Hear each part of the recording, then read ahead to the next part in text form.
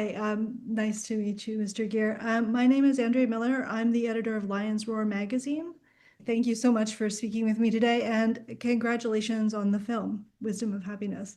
It's Great. really beautiful and really very inspiring. And actually, that's where I'd love to be able to start is with the film, with the name of the film, Wisdom of Happiness. Can you tell me what you think happiness is?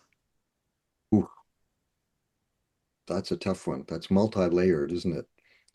I mean, we all think we want to be happy, but we all have different definitions of what that is. And that's why we have all these conflicts in the world, because we have different ideas of how the world should be to make us happy. I think anything that breaks down the conceptual overlay that we have in how our minds work and how we expect the world to be, to the degree that we can break that down and not identify with any of it, is that we're moving towards a kind of a profound happiness, not a simple superficial one, but a more profound one that is lasting. And so I'm talking to a Buddhist magazine now. I mean, obviously the happiness we're talking about is in the world of liberation, not in satisfying the senses. How do we achieve that happiness?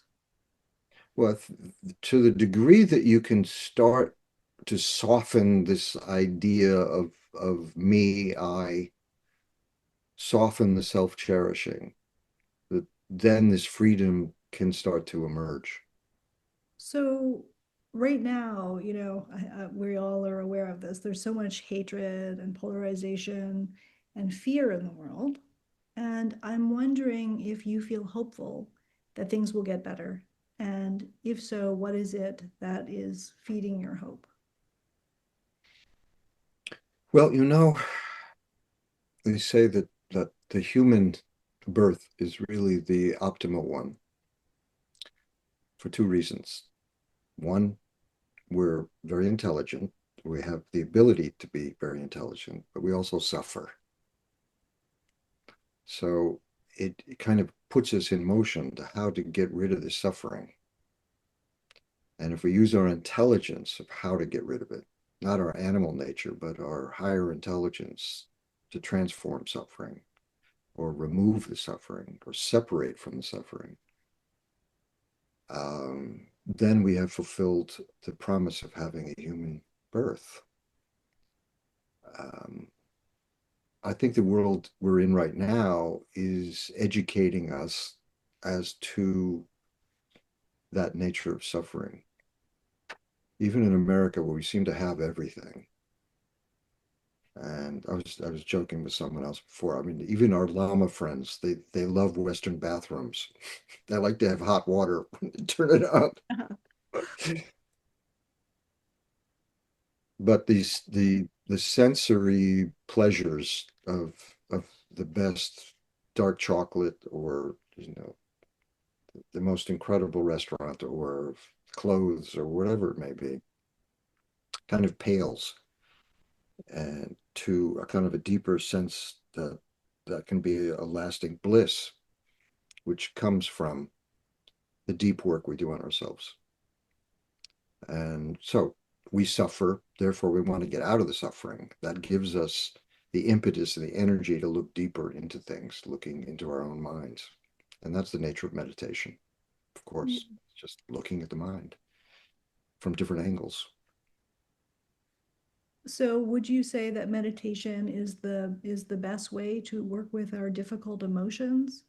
And maybe could you say a little bit more about how to work with our difficult emotions?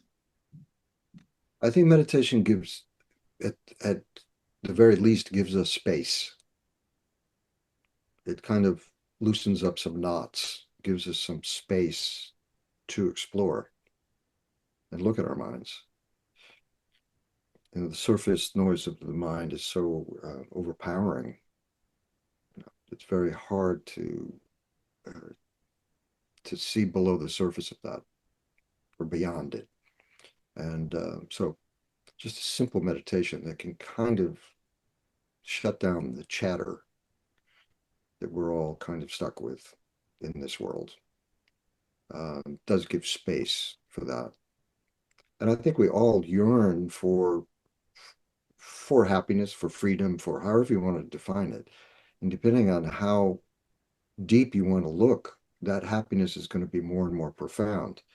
Now, if from our point of view, I assume you're a Buddhist, you're working there. Yes, yes, of And course. so we've been drawn to this way to explore the mind and explore how we got where we are. Why are we suffering? Why are these afflictive emotions driving everything that we do?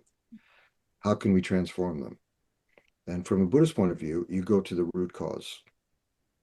You can do the surface, but it ends up being just a drug on the surface. But if you go to the root cause, it's this rock solid belief that we exist the way we appear to exist, that we are eternal, that we're separate from the rest of the entities, the physical and the mental universe. We've always been this way. We have very hard boundaries around this idea of me, I, self. And that is the root cause of all the afflictive emotions right there, self-cherishing. And they say that, when you're in the jaws of self-cherishing, you have all the other demons are lined up behind with their jaws wide open. So the first cause of all the other afflictive emotions, those demons lining up for you, is this false belief in a self. So Buddhism goes right at that. Yeah, exactly. Ignorance. Um, so how would you say that Buddhist practice has helped you personally in your life? People ask that all the time, and I say, well, I get less angry, you know, Okay. which is not bad. Oh, A little more patience, a little less angry, maybe a little more ability to see other people's story. Space, it creates space where you don't spontaneously spin out. But through some training, before you allow that thought process to weave an opera that takes you to a negative place, or you say something that creates a negative universe, or you do something that creates a negative universe. Before all that happens, you're able to redirect the energy of the mind. could you tell me about the first time that you met the Dalai Lama and if you felt connected to him right away? How did you feel about him and about what he was saying? Well, I had a strong drive to go meet the Dalai Lama, and I didn't even know that much about him. I was a Zen Buddhist at that time, and there wasn't that much literature really from the Tibetan point of view. And I had read those Evans Vence books from the 20s and the 30s, which were profound. In fact, I just bought new versions of the Donald Lopez did prefaces for, of autobiography of Milarepa, Tibetan Book of the Dead, Secret Doctrines, the Dzogchen material that they were putting out at that point. That was the main literature that was in English. So I didn't know that much about it. I didn't know politically what had gone on in Tibet at all. I didn't know the invasion and the occupation. I didn't know the Dalai Lama was living in exile. So I had quite a romantic yearning.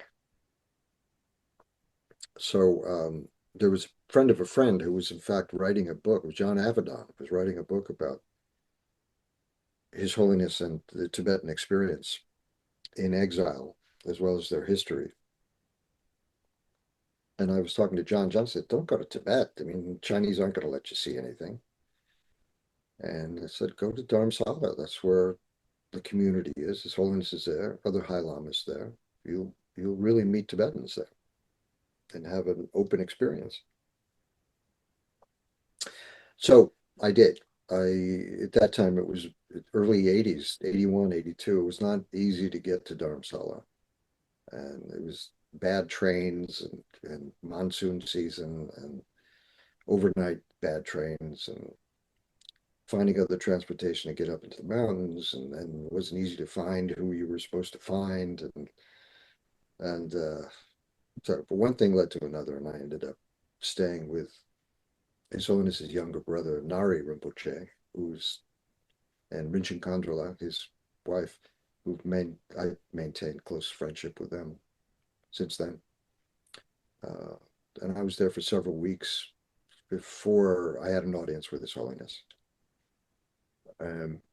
Really got to know the Tibetan community and grew to love them enormously. And when I met His Holiness, it was, I think most people have this very romantic idea that you meet a High Lama, especially His Holiness, and they're going to see how you are the ultimate student they've been looking for. And they're going to wave their hand and you will be enlightened. So, and of course, that didn't happen. His Holiness, was much more insightful than all that. And he's very skillful at kind of removing those silly expectations and getting to the point. So his brother told him, he didn't know who I was. So he told him, and he's an actor, an American actor, and he's pretty well known. And so we started talking about emotions. And he was saying, look, when you do your acting and you're angry, are you really angry? Or when you're crying, in a scene you're sad, are you really sad and really crying? And he went through all these emotions. Even when you're happy, are you really happy? And it was a kind of such an amazing conversation with him.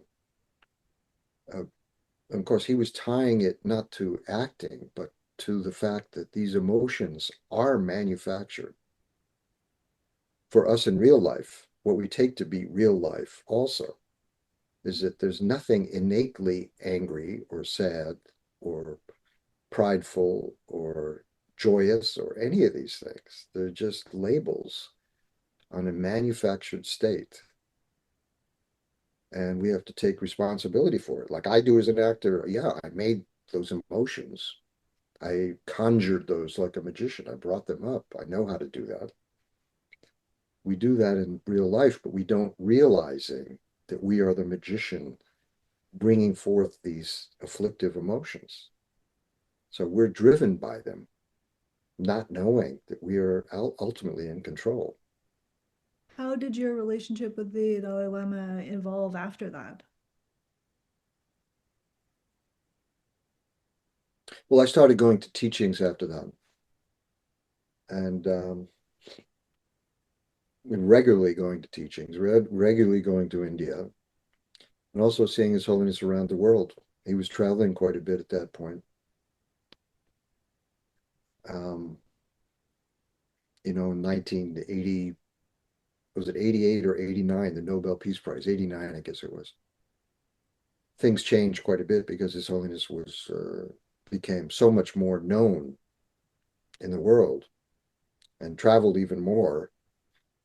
And at that point too, I think I became around that time. I was fortunate enough to be there in Oslo when he got the award, um, and became much more involved too.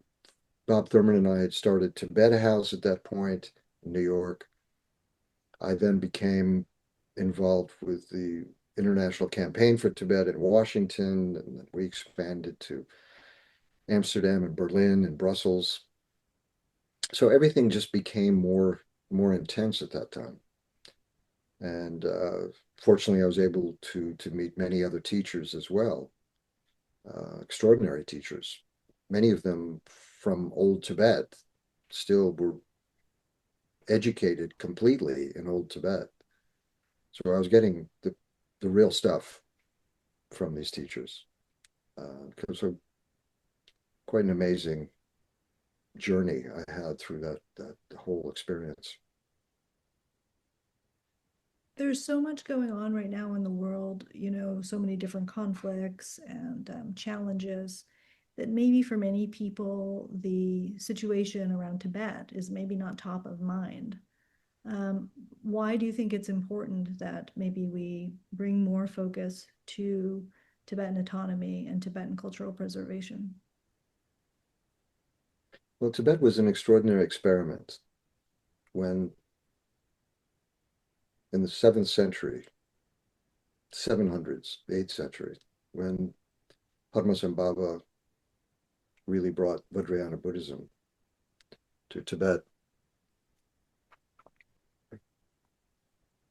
along with Shantarakshita and the others.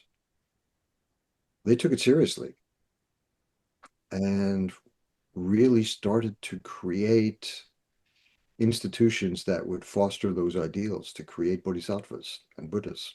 And it became what their culture was. Instead of building factories, they built monasteries and nunneries. And and they started creating unique society, culture around it, culture of kindness, culture of compassion, and completely infused with the Buddhistic ideas of interconnection and shunya, um, and a noble experiment that pretty much ended in 1949 and 1950 with the Chinese invasion. So this experiment, deeply important to this world now, which it seems to have lost these simple but profound ideas of kindness, warm heart, wisdom, compassion, which were codified by the Tibetans and how you can actually live. What role do you think people in the West, particularly Buddhists in the West, should play in advocating for Tibetan autonomy and cultural preservation? Well, I remember seeing many, many years ago, His Holiness, I saw him in Bodh Gaya, and I was asked to come to his room, and he sat me down, and I remember he there was late afternoon light, and he kind of lights were in my eyes, and he was kind of backlit, and he changed the Venetian blinds to soften the light, and he sat down with me, and he said, we had a long talk, and he said, look, we really rely on the kindness of our Western friends. We really can't do this alone. And I that was probably in 87, 88 in Bulgaria, maybe earlier. And I think it struck me that our responsibility in the West, who profoundly love the Tibetans, profoundly love our teachers, profoundly love His Holiness, is that this is our responsibility in the world to be their protectors, to be their translators, to open doors for them. Um, and I can't think of anything more profound to do in this life than to do exactly that. That's wonderful. Thank you so much. I see we're getting a time warning. Is there anything that you wanted to add? I think the only other thing that we haven't talked about is about this movie. And I know probably you saw it on a computer or maybe you saw it on your home phone. I saw it on the computer. Yeah. And I'm sure you had an experience. You had this incredible thing of His Holiness looking right into the lens because Exactly. of the technique. It was a technique that came from Errol Morris, who was a documentary filmmaker, but there's a mirror in front of the lens. So he's talking to someone who's off on the side, Hmm. but the image is right in front of the lens. So as he's talking to them, he's looking right into the lens. So you're having this real experience where he's talking to a human being, but we are that human being. Yes, that's how exactly how it feels. So that's very profound in itself. The thing I was bringing up is I've seen this movie with audiences in movie theaters all over Europe, where we've opened the movie before, and now it's just opening in the U.S. I mean, people can see this anytime. The way it is now. You call it up, stream it, you can see the movie. It's a different experience to see it in a movie theater with strangers. Mm. And the difference is this: you still have this personal experience with His Holiness, but when the lights come up, you realize there's a community of people who also have had that experience with you. And that experience radiates in a way to create community of possibility to change the world. And you realize that if we stick together, we can change the world. This Tibetan experiment can be relived, reignited in our present world. I love that. It really gets at the what the Dalai Lama was talking about breaking down this idea of we and they, and recognizing that we're all one family. Thank you so much for Thank this you. conversation.